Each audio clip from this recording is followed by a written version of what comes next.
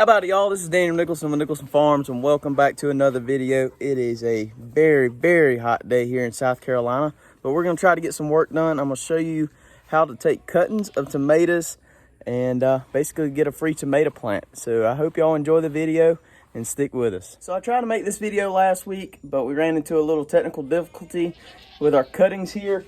We actually had two worms, big old green worms, came in and ate all the leaves off my cuttings that I had started.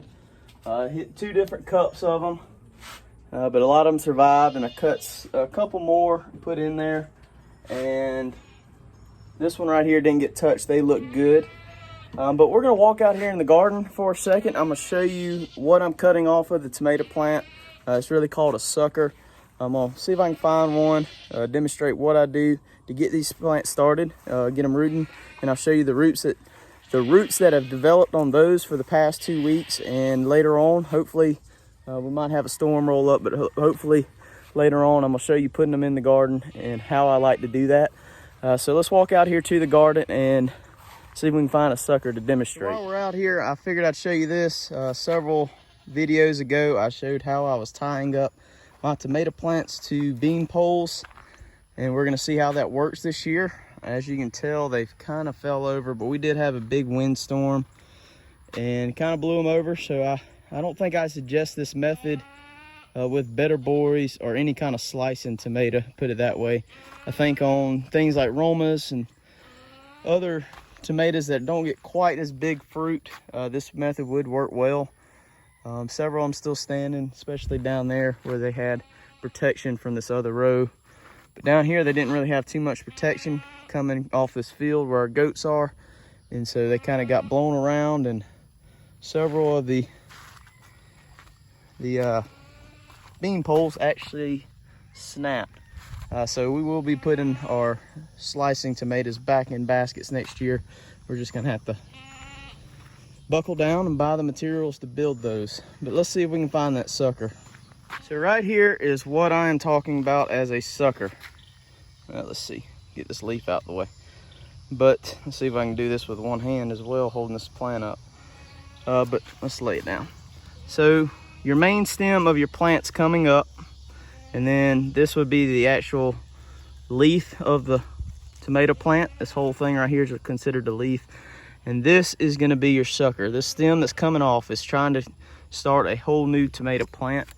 So what I'm gonna do is I'm gonna go in there, probably gonna drop it on the ground just because I've got the camera in my hand. But we're gonna cut that off, and that is a pretty large sucker. Most of my other ones are not this big. And we're gonna go through and we're gonna trim this leaf and this leaf off. And let's get back up here to the barn, and I'll show you what typically is my next step. But that is a sucker. You're just gonna go through here. You can see where I cut one off right here before. You're looking for that main stem and where a leaf branches off, and you have one coming up in the middle. That is what you consider a sucker. Here's a small one starting right here. See how your main stem's coming up, you got a leaf going off, and then you have a little sucker starting to develop right there. So now we got our sucker. I'm trying not to shake the table too much. I'm gonna go through here and I'm gonna cut these bottom leaves off, just because I'm actually gonna go ahead and plant this plant today without soaking it. And we're just gonna plant it as deep as we can to these leaves. We might cut a little bit of this off and put that plant as far as we can down into the soil, and hopefully this will start a tomato plant. On most vining, I don't know if it'll show up, on most vining plants you have these little hairs, and everywhere those little hairs are is the potential for this stem or this sucker to actually produce roots. So that's hopefully what we're gonna do. We're gonna put it in real wet soil, and hopefully it starts developing roots. Behind me here, these have actually been sitting in this water for about, I don't know, a week and a half or so.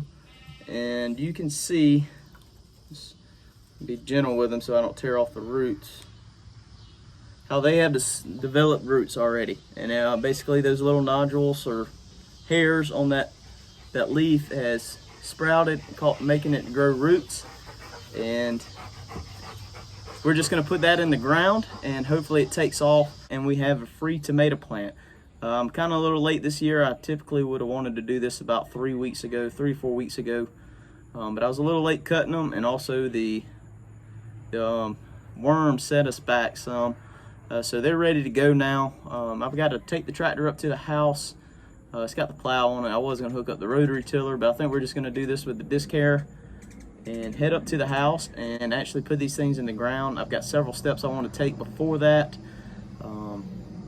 So I'll bring y'all along with us and we'll do that. But we're gonna go ahead and plant all of these today. As you can see, these have gotten plenty of roots on them as well. And several of these that don't look too hot actually have some roots on them as well. We'll just kind of see how they do. Some of them died. And we're gonna experiment with this one without setting it in the water. I've never planted one in the ground without setting it in the water first. So we're just gonna kind of play with that. I'm gonna set it in this water just for the time being so it doesn't dry up until we get it in the ground. But I wanna go to the house, get it plowed up well, and I'm gonna go ahead and stretch out my soaker hose and soak that ground really well so these plants can go into the ground and get a good drink tonight. So to get fed up here at the farm, I gotta feed all the goats, feed brisket, and check on all the water. So let me get that done, then we're gonna hit the road on the tractor, get up to the house, and get these things in the ground. All right, so we're back here at my house. We're gonna be planting our tomatoes down this row where the corn was, and there's a little bit of a change of plans. I actually talked my neighbor into letting me borrow his tractor so I didn't have to drive mine all the way up here. So the first thing we've got to get done is get these irrigation hoses pulled out the way, and then we're gonna go ahead and till this strip. And it's about to rain, so that'll be in our benefit. So what I'm gonna do is go ahead and get it tilled up, get these irrigation hoses set back out. I'm gonna go ahead and cut them on just on the row that we're gonna be planting the tomatoes on, because we want that soil really wet, and if this rain comes, it's just gonna help it out even more. So let's get this tilled up. The storm clouds are building up behind us, so let's go ahead and get these irrigation hoses out the way.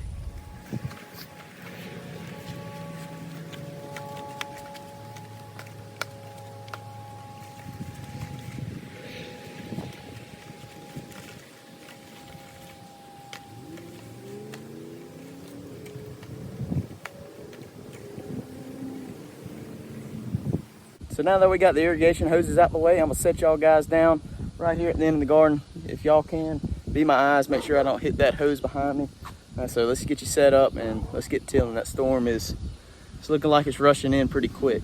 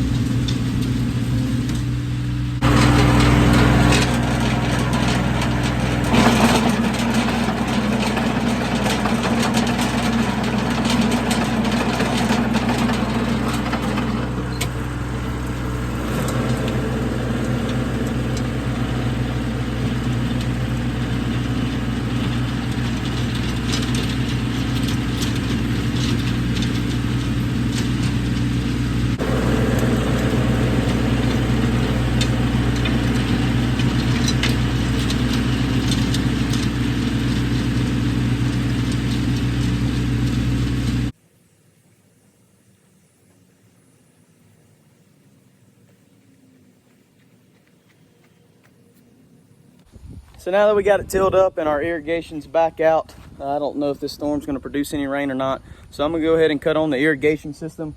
We're gonna really drench that one row for several hours. It's about 6 o'clock right now, so hopefully we can get this video done before dark. If not, I'm gonna soak it overnight and possibly plant in the morning, or keep it soaked tomorrow and plant tomorrow afternoon. But we're gonna go ahead and cut it on. Like I said, I want that soil really saturated. So those plants that have been used to living in that water for the past week and a half or so, They really take root well, and we don't have to worry about them getting too hot. Tomorrow's supposed to be an extremely hot day here. I think we're gonna hit about 98 degrees tomorrow with a heat index of like 101, 102. So I don't wanna risk that with these plants. I wanted to make sure they get a good drink when they're planted. So let's get the irrigation going and just kind of see what the storm does. If it rains, we might get these things planted tonight. But if not, it'll be tomorrow. So I'm gonna go ahead and hook up the irrigation system, and we're gonna get this thing rolling.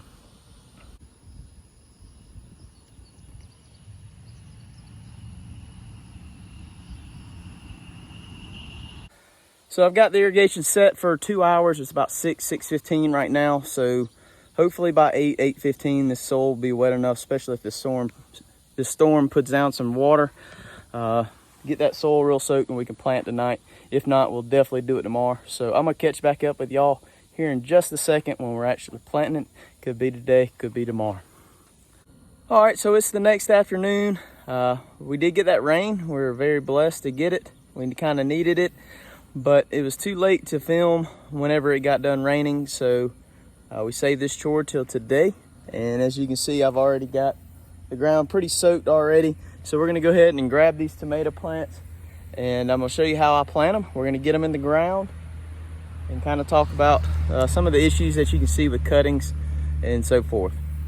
All right, so we're just gonna kind of go through our tomato plants and pull them out and kind of pick out the best looking ones.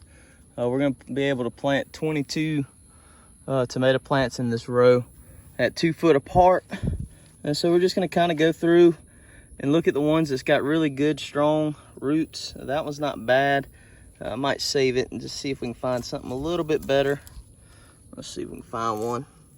This guy right here, he looks really good. I know he's lost some leaves on that one little leaf, but he's got good roots, good strong base. We're probably just gonna, let's see if I can do this one hand. Picks that one off, there she goes. And so we can bury it all the way up to right there. So all these little nodules, they'll start rooting as well, or those little hairs. So we're just gonna bury this sucker as deep as we can. We're gonna go in here. The soil's really wet, as you can see. You can ribbon it up. We're gonna plant that sucker as deep as we can. Dig a little more, sorry the camera's shaky. And we'll stick them down in there. And another trick you can do with tomato plants, if you can't get deep enough, my dirt gets pretty solid down there, that tiller didn't get down there that deep, is you can also kind of dig a big trench and kind of lay your tomato plant down in there a little bit, as long as your leaves are above the ground and you want to get good contact. You don't want to press too hard and break that stem underground. Kind of press it down in there, and that plant is good to go. So I'm gonna set the camera up real quick. We're gonna go through here. I'm gonna pick out my best looking ones. I don't know about this guy. He doesn't have much leaves to soak in photosynthesis on that one. Neither does this one. So well, I'm gonna just go through here, be kind of selective of the ones I plant, and hold a few back in case some of them don't sprout.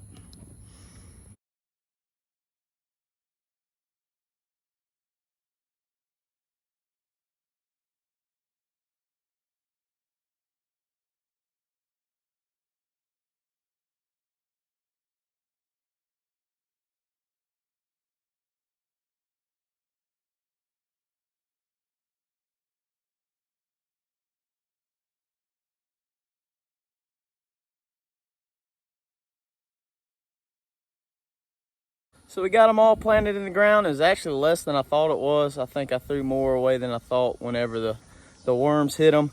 But that's okay. We ended up with 14 in the ground. I might add some more. I'm not 100% sure. That leaves us with a total of 76 tomato plants in the ground. And 76 is actually my favorite number. So I might just call it there. And we might plant some late season stuff on the end of the row. And we've got this whole other row that we're going to be planting some stuff. It won't be too long before we pull in our squash and zucchini and our cucumbers and our other tomato plants out of the ground and preparing for fall garden. So y'all stay tuned for that. So we got them all in the ground. There's actually fewer than I thought. We ended up with 14 tomato plants. That's okay. That ends up being, I think, 76 tomatoes or 76 tomato plants that we planted this year. It's a drastic increase from last year. And 76 is actually my favorite number, so we might just call it there and plant some other late season stuff and maybe some fall vegetables on these rows. We still got tons of room in the garden. The tomato plants that we already have, the cucumbers, the squash, and zucchini will be coming out of the garden soon. We'll be preparing for fall gardening. But this is it for this video. I really appreciate you hanging out with us. This is how we get free tomato plants. And it's a really simple method that can save you a little bit of money and help you produce some more tomatoes. We really appreciate y'all hanging out with us. We've got some exciting things coming up. I actually just finished up something today that I want to share with y'all, but it might be a few videos away. It's a big step for us. It's a small little thing, but it means a lot to us, and it's going to open some doors for our future. But I really appreciate y'all hanging out with us. If you haven't already, please hit that subscribe button, and don't forget we got that 500 subscriber t-shirt giveaway coming up. So if you haven't hit that subscribe button, we'd really like to invite you to hit that. Also leave us a comment. Is this a method that you use? What other kind of methods do you use in your garden to kind of cheat the system, I guess? And just leave us a comment, say hello, say where you're from. We'd love to hear from you. But I really appreciate it, and we'll see y'all on the next one.